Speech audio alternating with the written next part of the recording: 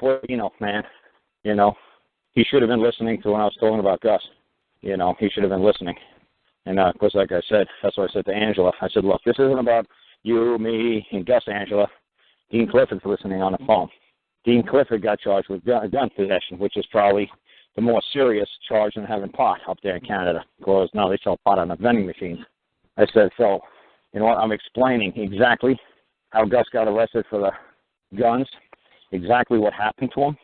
I'm trying to show Dean what we did down here in the United States to help Gus. Well, what I did to help Gus. This is how we do it down here in the United States. Maybe he could do the same thing up there in Canada.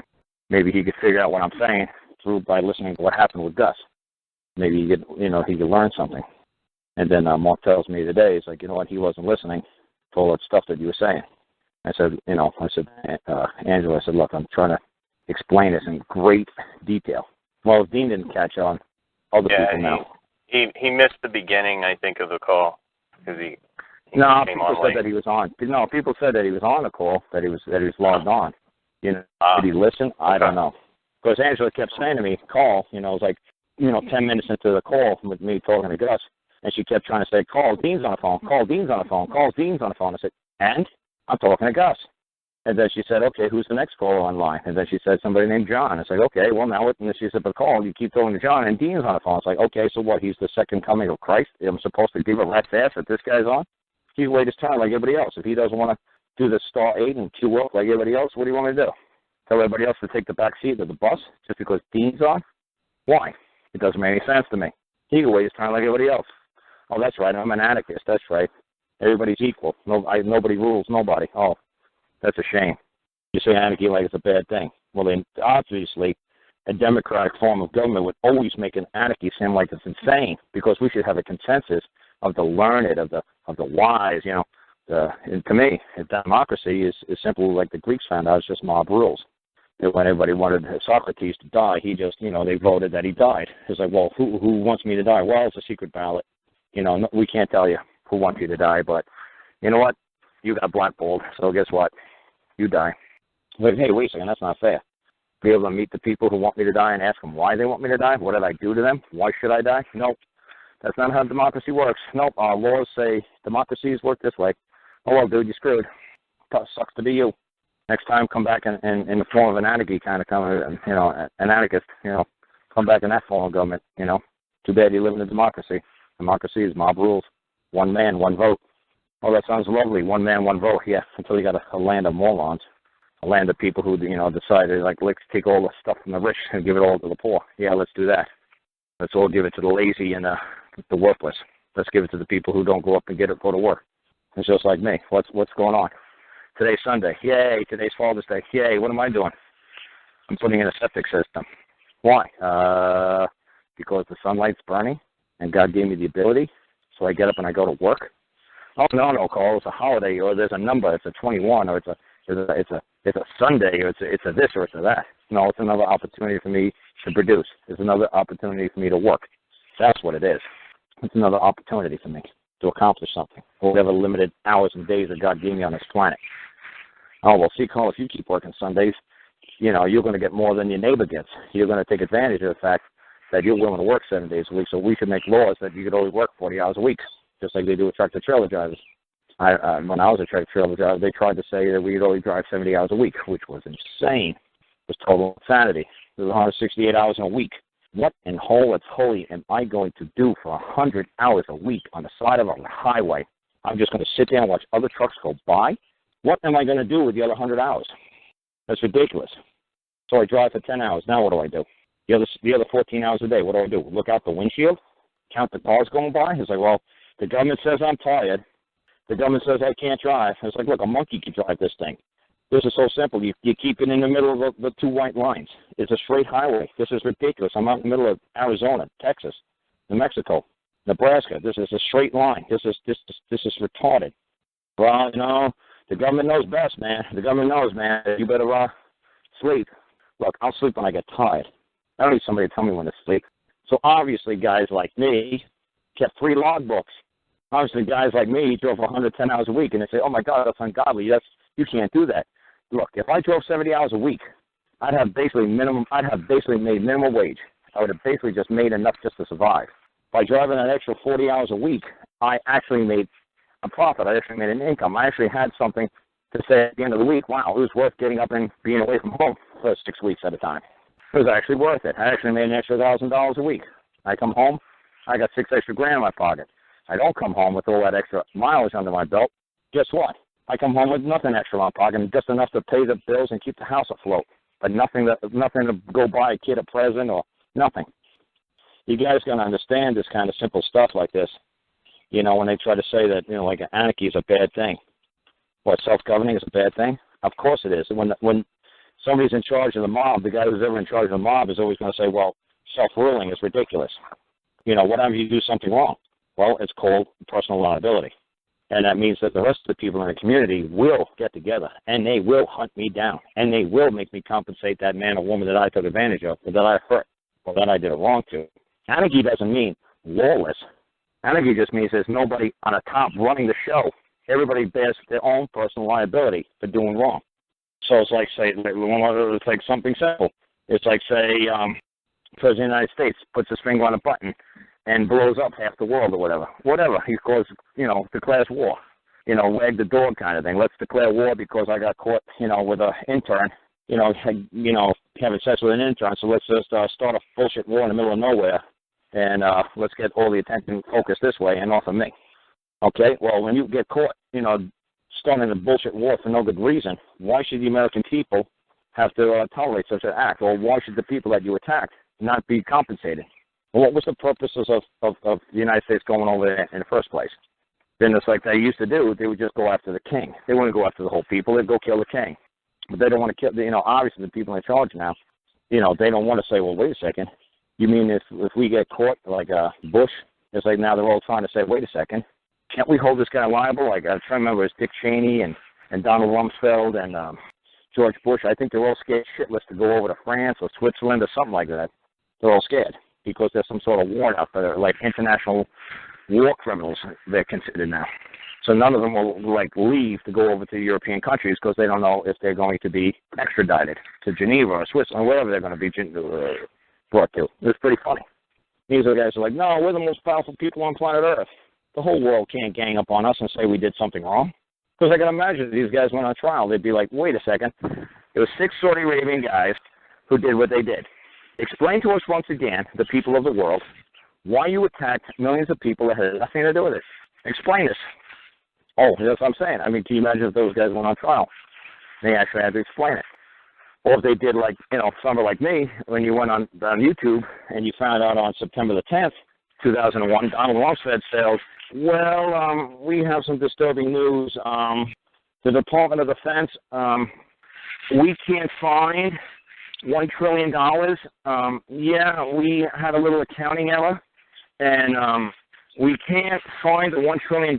And yeah, we're looking into it. You know, we're pulling the records, we're pulling the books, and the books are in the side of the Pentagon that's going to get hit by a missile tomorrow. And but we got backup copies, and they're in Building 7 up in New York City at the World Trade Center. So we're going to get right on it, and we're going to find out where that $1 trillion went. You know, but we're going to have to move fast because tomorrow Building 7 is just going to happen to fall down, and the room that kept all the records is going to actually get a missile through the side wall. Or, I mean, an airplane through the side wall tomorrow. So we got to move quick and find out where this $1 trillion went. You know, we'll get to the bottom of it. We'll find out who the dirty crooks are who stole all this money. So you better believe they were scared out of their mind to go on trial. Because they said, wait a second, didn't this all have to do with that you were trying to cover up a $1 trillion accounting error? Didn't this all start because of that? Isn't that what this is really all about? And they're going to have to answer it. Because they know they can't control the media over there like they can control the media over here. Like, don't nobody dare mention the $1 trillion that is missing. Don't dare mention that this happens to be in the same room that the Pentagon hit in. Don't dare mention it happens to be in Building 7 that didn't get hit even with debris.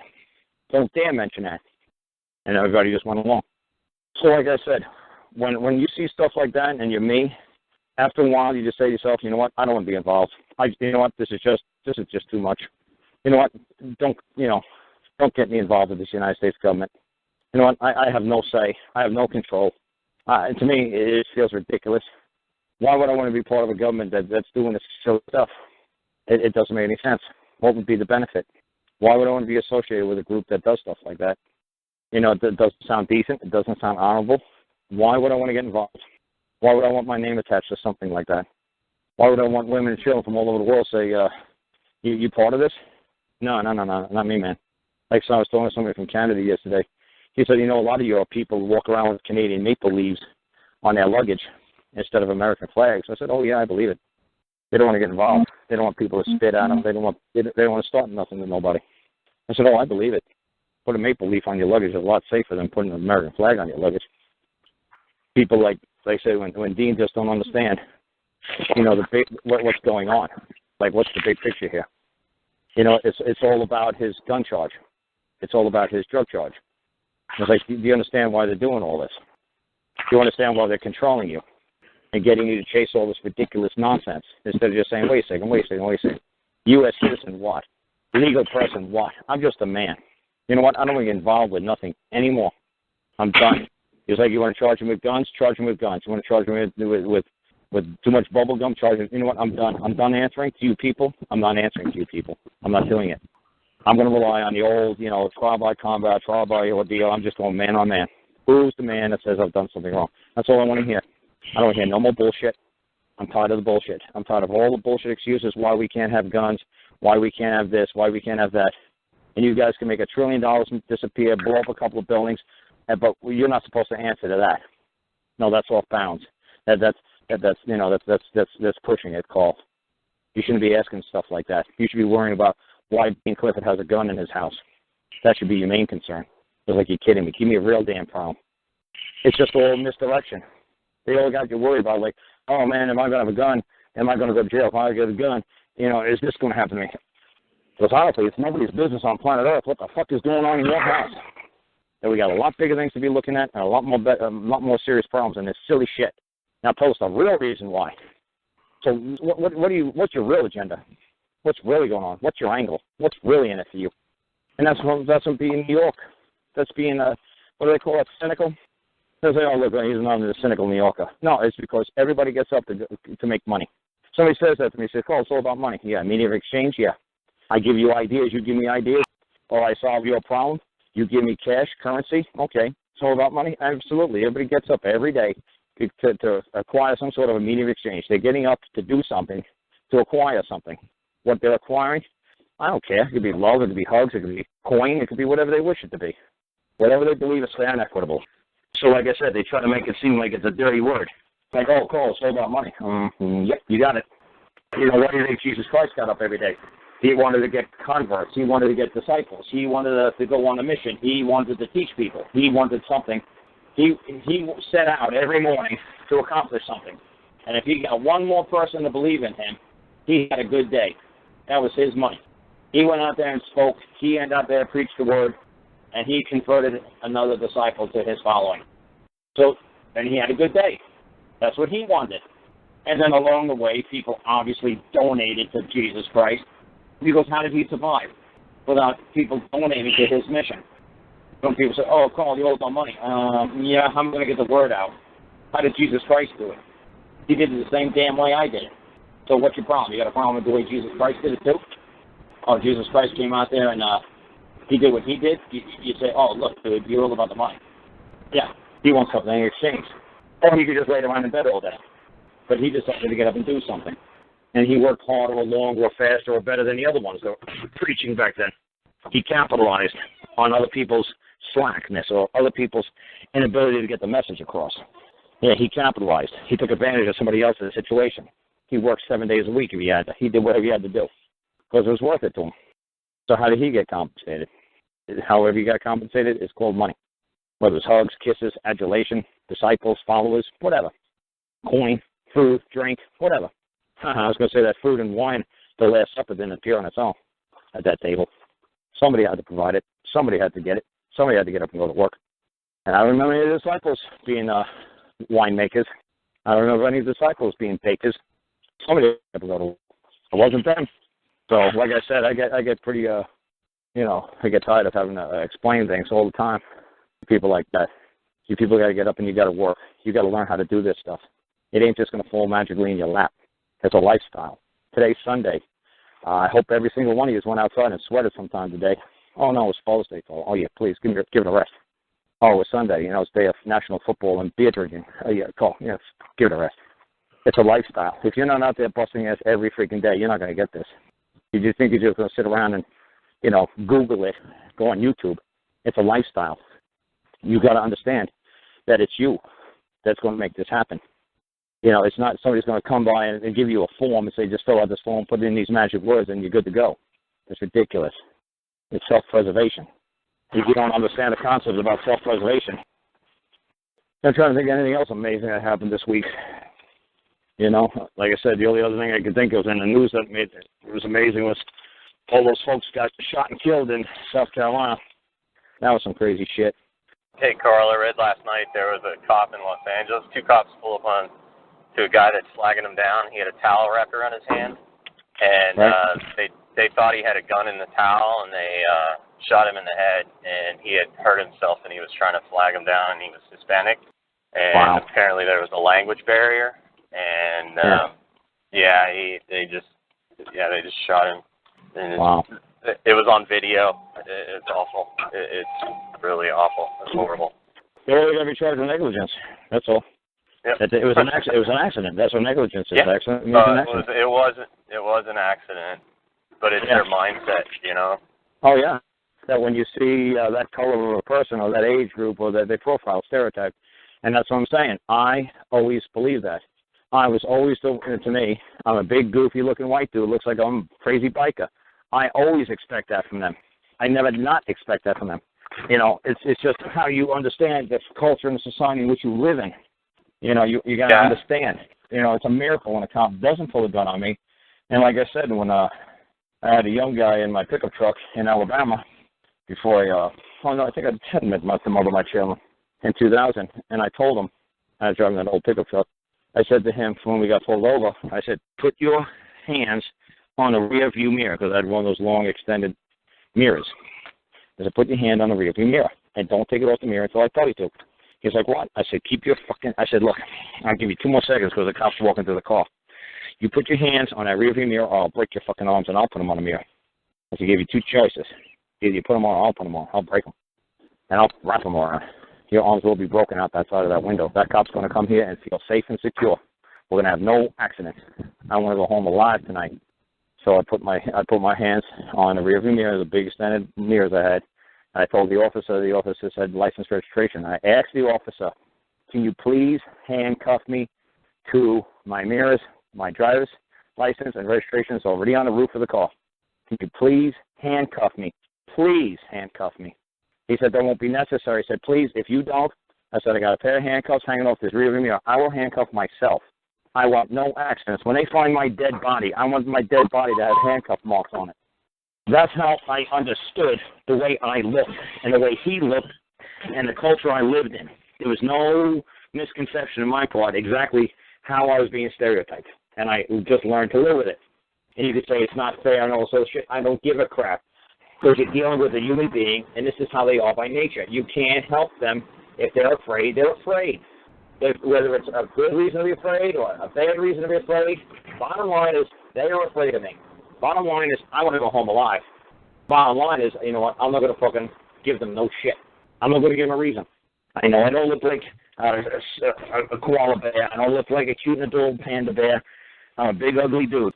And I understand they should be afraid, very afraid, because people like me have been portrayed through history as being hateful, evil, cruel. So why would they think? It's like when you see a snake, why would you think you could cuddle it? Why, if you see a scorpion, what makes you think, oh, this scorpion is the cutest, nicest scorpion in the world? Yeah, right. You know what? I'm still going to either run like hell. If I see it going near my kid, it's going to die. Bottom line, you're going to die. Well, I'm the world's nicest snake. Yeah. Sure you are. You know what? I ain't taking a chance. I want to go home and see my wife and kids. You know, so like I said, when people try to bash the cops, I especially said it on Angela's show because I know a lot of people listen to that show. So when you people start bad-mouthing these cops, you've got to put yourselves in their shoes, you know. And I wanted to be a cop when I was a kid. My uncle explained why I shouldn't be a cop, how it's not like you see on TV. Nothing like you see on TV. My uncle, you know, he was right around the middle of the 70s, right around the Serpico time. So, I mean, Serpico movie wasn't out yet. but my uncle was living right through the Serpico stuff. So, you know, he explained to me, it's nothing like you see on TV. Don't even think for a second there was some sort of knights in shining armor, because you'll be sadly disappointed. The only other thing that I know that really happened this week was those folks down in South Carolina, Charleston, got shot, killed. Yeah. And it was so funny when I swear to God, I wouldn't lie about something like this. My wife joined a missionary Baptist church in Las Vegas, and she would drag me to their church, which I didn't mind. That's where they wanted me to be a deacon at the church. And I really liked one of the deacons because he was a bricklayer by trade, so I really respected him. When he shook your hand, he didn't shake it like you were squeezing a marshmallow. You were squeezing the hand of a man that went to work. You know, Jesus Christ was a carpenter. God bless him. You know, I appreciate somebody who actually goes to work with us. Then you want to talk to me about salvation and everything else. That's fine, but you better be working for a living. You better have calluses on your hand if you think you're going to tell me what it means to be a man. Don't think you're going to tell me what it means to be a man, and you got a Stay Puft Marshmallow hand grip. I ain't listening. Because the pastor of the church had a Stay Puft Marshmallow man. You know, I couldn't stand that guy. You know, don't be talking to me about what's right or wrong until you went out there and lived as a man. Then tell me the real deal. Then tell me what works. Then tell me what you believe is true. But don't think you're going to be an armchair quarterback and live your life through reading a book and tell me what the Bible says. Oh, no. Don't waste your time. It's bullshit me. So what was funny is the wife used to drag me to church, and for some reason, people like sitting in a certain location. I don't know, it makes you feel good that you're in the front row or something like that. I don't know. But for some reason, she was, I think, third pew, second seat, or second pew, third seat. I don't know. Every freaking week, you know, she'd go bananas if somebody was in her seat. And I was like, I couldn't care less. And I always sat in the last row, right by the door. Swear to God, no bullshit. Last row, always by the door. And it's so funny. In a Baptist church, if you guys have been to Baptist church, it's pretty funny. Everybody talks. People say their piece, which is kind of funny, because I come from a Catholic church, and when I grew up in New York, they spoke Latin.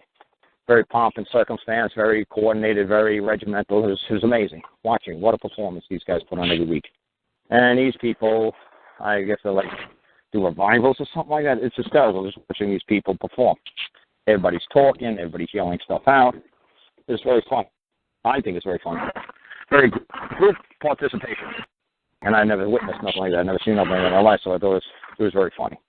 So anyway, they used to always say, are there any other sinners who's just joined this congregation?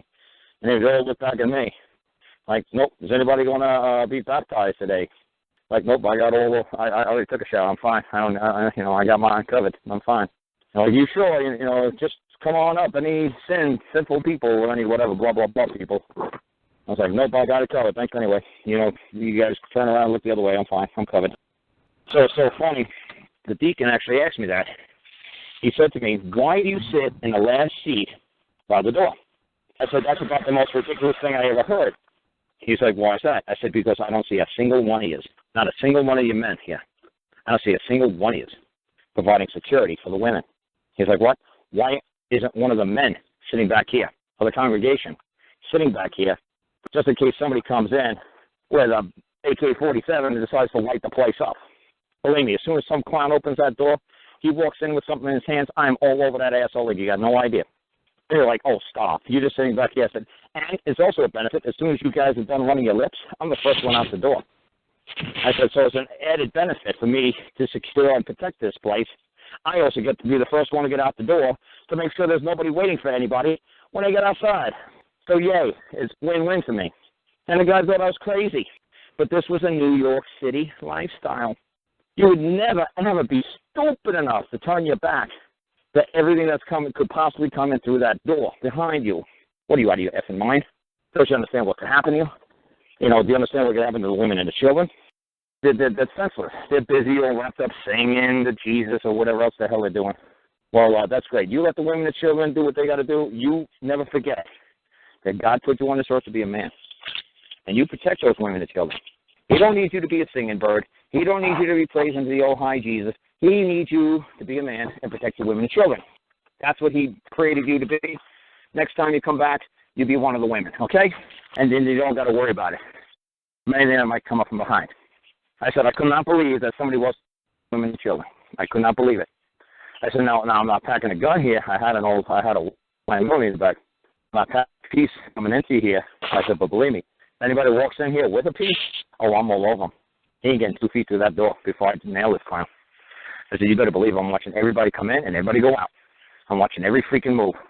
I said, so, he's like, oh, that's ridiculous. You're worrying about that nonsense. Well, look what happened in Carolina. Why wasn't, I'm sure the Moore Brotherhood probably got their shit a lot more tight than these people did. I'm sure the Moore Brotherhood would watch people walking in and out real careful. Thinking like, look, we're going to be ambushed. Some clown's going to light this place up someday. We better be ready. Now, why these guys didn't have that mentality, I don't know. But to me, it's a lifestyle. I feel bad that that guy lit up the room. But it's a shame that none of the men knew how to act as a man. It's a damn shame. When that guy started lighting up, it's just a damn shame. So I'm not trying to make fun of the people, trying to, say anything bad about the people, but I'm just trying to warn other people. It's a life. What I do is a lifestyle. What you're witnessing in court is a lifestyle. How you act in court is a lifestyle. They want to see if you know how to act like a man when you walk into that arena, when you walk into that form. They see how I walk in. Like I said, I met some girl. She looked exactly like before. There was no Kim Kardashian back in the 1990s, and I had a picture for the longest time saying I won a bet on my website. But somebody, everybody used to ask me what the hell was the bet about. I was like, I had better take this down. But anyway, when she met me, we went out to L.A. I flew out to L.A. I won a bet. She put me up for the weekend because I won a bet. And when I went out to L.A., she takes me to Universal Studios, and we do the Universal Studio things. Then she takes me to Gladstone's. Don't ever go to Gladstone's. The food there sucks. Okay, it's the end of Universal Studios. It's supposed to be a famous restaurant there. It sucks. Don't waste your money. So anyway, the next day, I go to get on the airport to leave. It's like 9 o'clock in the morning. Well, I try to put on my shirt. She takes off my pants. Try to put on my pants. She takes off my shirt. She won't let me leave. So I missed the 9 o'clock flight. Then I try to leave at 11. Missed the 11 o'clock flight. Finally get on the 1 o'clock flight. I said to the lady, what the hell is wrong with you? You're beautiful. You're gorgeous. You get any man in the world. Why do you want me so bad? She said, because I've never met a man in my life. Out here in L.A. is all boys. I said, what do you mean? She said, well, I come to Universal Studios. I said, yeah. And? She said, yeah. When you went to Universal Studios with me, she said, without telling me, you always made sure that my pocketbook was in between me and you.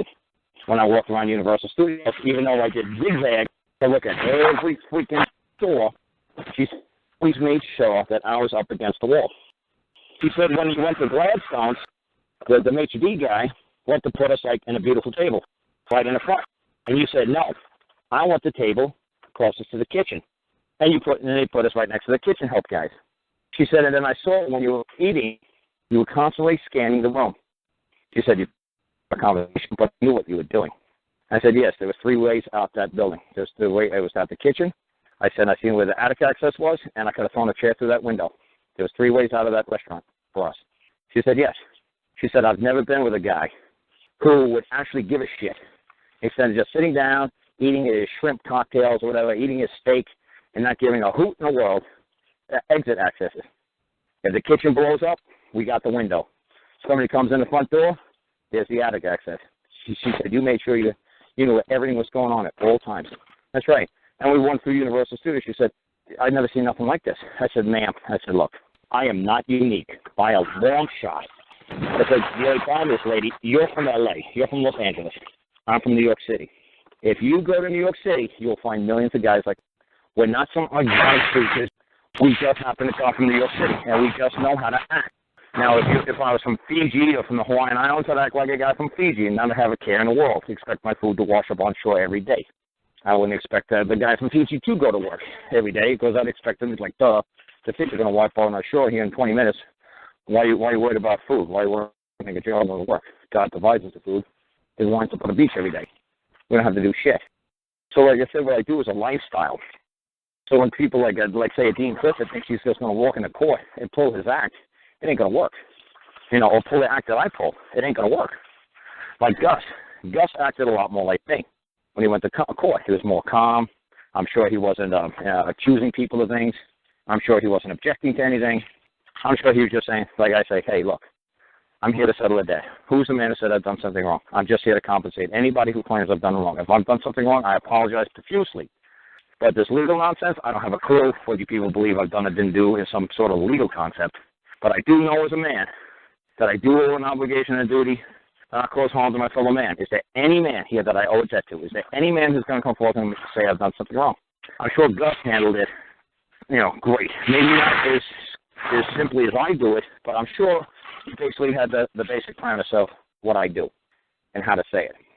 So, but like, just because you know these words, and just because I show you guys these words or write it for you guys, you still got to go out there and perform. Just because you know Shakespeare, just because you know every word in Othello, you're still not Orson Welles. You're not Orson Welles. You're not Laurence Olivier. You're not Lawrence Fishburne. You're not going to win an Oscar. Just because you know Shakespeare, they're not going to give you the Academy Award. Just because you know it as well as the other guy does, you still got to get out there and perform and convince the people. This is a effing show. This is the land that we live in. This is performance theater. You don't like it? Hey, it's the third dimension, and this is what God threw you in. This is what you got to deal with. You can cry and whine all you want. Say, hey, I don't give a shit. Nobody gives a shit. The people who got the guns, the people who are running the show, this is the performance they expect of you, and you better perform. You better dance. You better do what they tell you to do, because they got the guns. And right now, unfortunately, they're in control. Oh, well, too bad. That's the going to deal with it. Nothing you can do about it. You can say, well, look what happened, 500 years ago, Inquisition time. Deal with it. No matter what what you believe, it's freaking flat, dude. Why? Because he's going to kill you. Well, he's wrong. I don't give a shit if he's wrong. I don't give a shit what he's doing. You better play the game so that man is not afraid of you. You show them, Dean, that you're going to come in like Dean said on the phone when he was in jail. I can't wait to get out of jail. I'm going to get every single one of these effing judges that did this to me. I'm going to get every single one of these fuckers. Well, guess what, Dean? They're not going to let you go because you're threatening them. Instead of saying something like, wow, what an opportunity God gave me. I got to go to jail, and I got to go teach. I met the Moral Brotherhood. I wouldn't have met the Moral Brotherhood on the street, but you know what? These guys, freaking run to jail. You know what? They like me. We started rapping. We started bullshitting with each other. Next thing I know, man, they're baking me cupcakes. I can't do no wrong. So we opened up a great dialogue. They taught me stuff. I taught them stuff. You know what? What a great 16 months. They're going to hear me say, I can't wait to burn all these bastards that put me in here. Not one time did they ever hear me say, I'm going to burn these bastards that stole my children. No, God's going to burn. I don't want them to pay the debt to me. I want them to go for all eternity without paying the debt. If they don't pay the debt, they're stuck with that for the rest of eternity. They better settle up the score in this dimension, in this lifetime, or they're going to me, this is my crazy belief. That if you don't square it, meet on a plane, meet on a square, whatever you want to call it, if you don't square it up with your fellow man, you bear the burden for all eternity for the wrong. So I want to square the debt. I want to leave on a plane. That's just the way I roll. If you don't believe it, okay, that's just my style. It's not to say that I'm right, it's not to say I'm wrong. But that's the way I roll. So like I said, if Dean sees that kind of stuff, the judges are also witnessing this. They're watching this guy perform. They want to see, is this man a danger to society? Is he a danger to the court system? Is he a danger to me, the judge? Am I going to be in danger from this guy? Is this guy just totally off his rocker? Is he going to get a whole bunch of people and hurt me?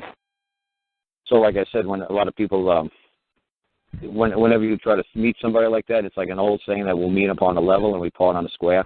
It's a very, it's like I said, I want to meet you on a level playing field, like we're equal, and then when we walk away, everything's going to be square. There's nothing that's going to be owed to anybody. We're going to be fine. It's just that we meet as equals and we part as trusted friends. And not only do we part as trusted friends, but you don't owe me a debt. I don't owe you a debt. You haven't done nothing wrong to me. I haven't done nothing wrong to you. So, like I said, it's funny. I can't believe Mark didn't say something from Atlanta when I just said that he didn't understand what I just said. I heard you. So what does it mean, what I said? From what you just said, I've heard it in a different aspect. Yeah. How did you hear it as? It's more of a question it's a challenge to a brother. Are you on the square? Yeah. And then to be challenged back is what you're looking for. But I'd say, are you more on the level? Okay. That's the way I would look at it. Because you said something after that. You said something after that sounded like it was written a long time ago. Yeah. I don't know. Yeah, there's actually 3 parts of that. Right. They talk about the plane as well. And who wrote about that? Yeah, well, you know and I know, so that's fine. But I'm just saying, it's just some stuff. It's just some stuff that It's wow. like, we meet on a level, okay? Like, we're all equal, okay? It's like almost an anarchy kind of thing, self-governing. And this is the plane that we meet upon, okay? The 3rd dimension, okay? Carl, I'm going I'm gonna cut out because I'm headed home and just got to finish work. But I'll come back okay, on. but you know what I'm talking. You know what I'm talking about when you meet on a level. You met on a level. You meet on a plane, and you leave on a square. Yeah. Yeah. Next time we meet, we'll be square. There will be no. There's no debt, no controversy between us. It's fairly simple. And this is just a lifestyle. I mean, this is a very old custom and tradition. This goes back thousands and thousands of years. We meet level. We're man to man. We're in the image of God. We're both level. I don't care where the hell you're from, or no. That's why it was very important to have certain symbols to represent. So you could see your brother from a mile away. He could be black, Asian, but everybody knew when you saw a certain symbol, like Mark was trying to say, that we meet on. We met on the level. We met on a level playing field. We're meeting on a plane. We're balanced out, and we're going to leave on a square. To me, it was like we're going to meet this square. Nobody's going to owe a debt to anybody. We squared the debt with each other, right? Everybody's cool. Everybody's cool. So, like I said, Dean should have been going for more of an opportunity like that to meet other like-minded people who might be in jail. I mean, I don't mean talk about the rapists and the muggers and the baby rapists and stuff. I'm sure there's a lot of decent people in jail who are just there for stupid reasons, like having guns possession or drug possession, stupid things that they just didn't know how easy it was to get the hell out. And that would have been a great opportunity for Dean to help these people. Now, I don't know if he just kept doing his trust stuff, and people in jail just said, dude, this is just too complicated. Because Dean's stuff is like, dude, this is just too complicated. Oh, yeah, I got a great letter from a lady who got her kid out, a 43-year-old son, from being sentenced because she put in the family's trust into the court. Oh, it's a sterile letter, man. And I know it's here in my truck. Damn. It was a great letter, man. It was a classic. This is one that you staple to the wall for the rest of your life. What happened was the lady said she go into court, and she put a notice of trust into the court, and the kid's trial started coming up. And so it's a kid. He's a 43-year-old man, and his trial's on. And she says that she's, when she had an opportunity to speak, she explained to the court that her son was in trust. And did they get her notice? And they said, yes, we got her notice, and lovely. That's a lovely notice, blah, blah, blah. The mom says, like, the son yelled at me and said, Mom, stop your crazy shit. So I stopped my crazy shit. And the trial proceeded. Well, the son went then for sentencing, like a week or two later. I'm just trying to remember exactly what the letter said. So then the son had to go for sentencing, like a week or two later. So he was supposed to, go off to jail. So what happened was he came home and told his mom, the court gave me back this notice to give it back to you. And the court said, we don't know what to do with this. So he didn't go to jail. He was supposed to be going there for sentencing. He was supposed to be going to jail. But the judge got the notice of a trust. The judge can't examine the trust. They can't define the trust. They can't explain the trust. It's not in their jurisdiction or their control. When there's a trust, the government, IRS, everybody else, that's the angle everybody in England is trying to do. They're trying to use a trust to keep their inland revenue service from the IRS from taking their money by saying all this stuff is in trust. All this stuff that they have is in trust, which is a brilliant tactic, which is fine. Now, have they mastered it over there in the UK? I highly doubt it. But like I said, this little lady did. She wrote a very simple notice of trust. Hey, that's what I got to do. If the lady's listening to my show, send me a copy of that notice of trust that you put into the court. I think that'd be funny as hell to see exactly what you wrote and how you wrote it. I think that'd be a lot of fun for me to read it. But she said that, Carl, you breaking up, Carl. That guy Greg from Chicago. He was friends with the groundskeeper for Ron Blagojevich.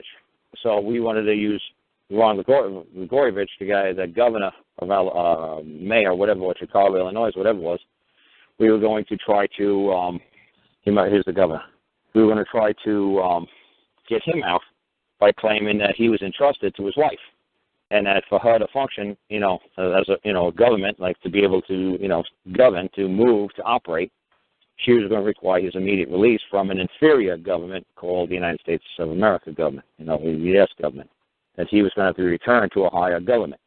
The higher government would be obviously that to the government of man, in the eyes of, God, marriage, that we would ask for his immediate return. And but like I said, the groundskeeper was an Albanian, very emotional kind of guy, and he got into a fight with Blagojevich's wife, and he quit. So we weren't able to. We were trying to convince her to let's try this, because why not? He's looking at whatever 10, 20, 30 years anyway. What's it going to hurt? So like I said, this guy, his 43-year-old man, thought his mom was crazy and that he had a lot to lose if she didn't shut up for that stupid trust stuff. He thought she was out of her mind, that he thought his mom was out of his mind. And it was just going to be really bad for him if she didn't shut the hell up. Like I said, he lost the trial. He was found guilty, and he was supposed to be sentenced in a week or two. When he came back, the judge said, you're free to leave. Give this back to your mom. We don't have a clue what to do with it.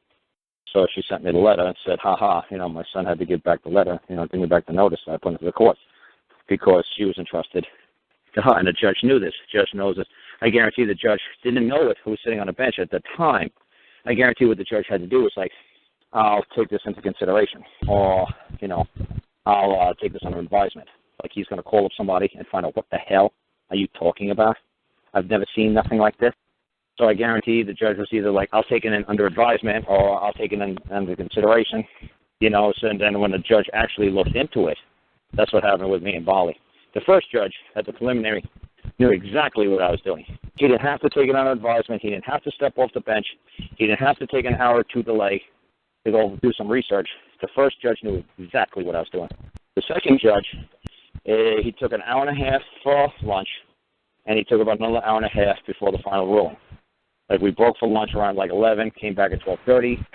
We broke at 2 o'clock, and we came back around 3:30. So the judge was doing a lot of calling up a lot of friends, calling a lot of people, saying, just what the hell is this crazy guy from the United States of America doing? Did anybody ever hear this crap? But the first judge at the preliminary, he didn't need to take no time out. He didn't need to go take it under advisement. He knew exactly. When he saw that little notice I put in, he knew exactly what that notice read. I didn't have a claim for Bali at that time, right? Because I wanted Bali to make the claim. But I had the notice ready that we were just taking it to Queen's Bench. We were just, taking the fight to the next level, to a higher authority. That's what we were doing. If we were in the land of Judea, well, the crown is the highest authority. Since we're in the land of the Church of England, Christian land, the church is the higher authority. So we're just moving it to a higher authority because we just happen to have the ability to, because we just have to be standing upon the land of the United Kingdoms. We weren't in the city of London. We could evoke a higher power, higher authority, that of the crown. And the judge knew it. It was simple.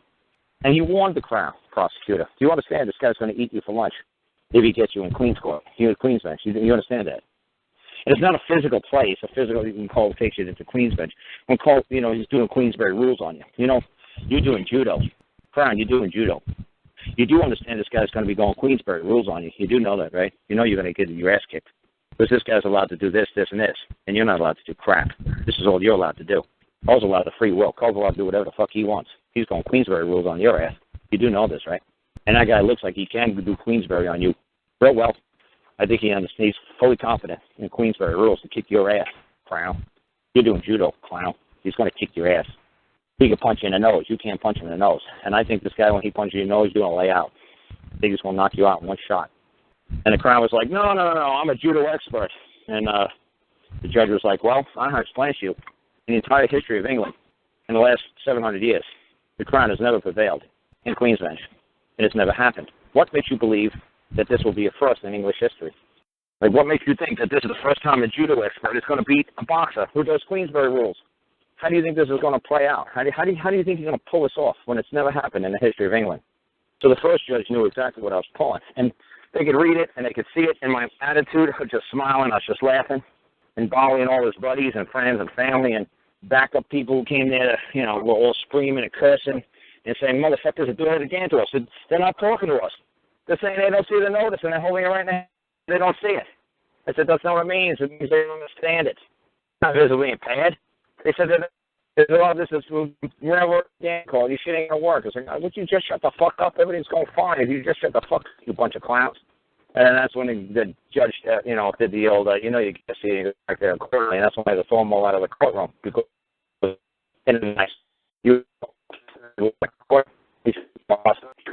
hostile enemy, which means that we get to go downtown, you assholes. So the bailiff started moving in. It's like, holy shit, here we go. This is going to get ugly. And I said, I got this. So I started throwing them out of the courtroom. And I said, dude, we were winning in asshole. Would you people just fucking believe me? They're like, no. They're doing it. Dude, you don't know what I'm doing. You don't know what the King's doing. You don't know what the Queen's bench is about. You don't understand the rules that I'm evoking. Would you people just shut up and let me do what I do? So it was just a lot of fun. Like I said, if Dean doesn't understand the rules and he's going into a fight, it's like, dude, you do have your case before the court. You do have your case in that public courtroom, right? Well, no, I don't. Well, then you're not going to be heard. What? You're in a boxing ring, dude. Yeah, but your hands are tied. You can't fight back. You can't move. You're a defendant. You stand there and take a beating.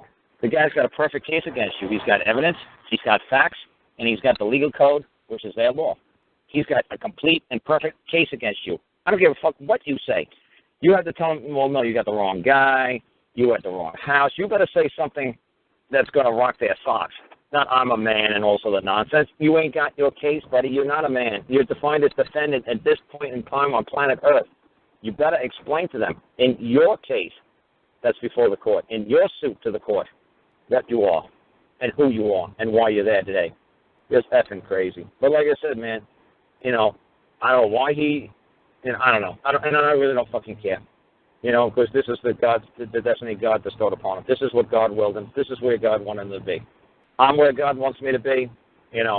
God's where Dean's supposed to be. Everybody's where they're supposed to be. I believe in that. That things happen for a reason. And if maybe, if God saw that it would be a great and worthy thing for me to go to jail, that's where I'd be. If he says, like, Carl, look, you can do a lot more help inside than you can do outside. I'm going to need you to go.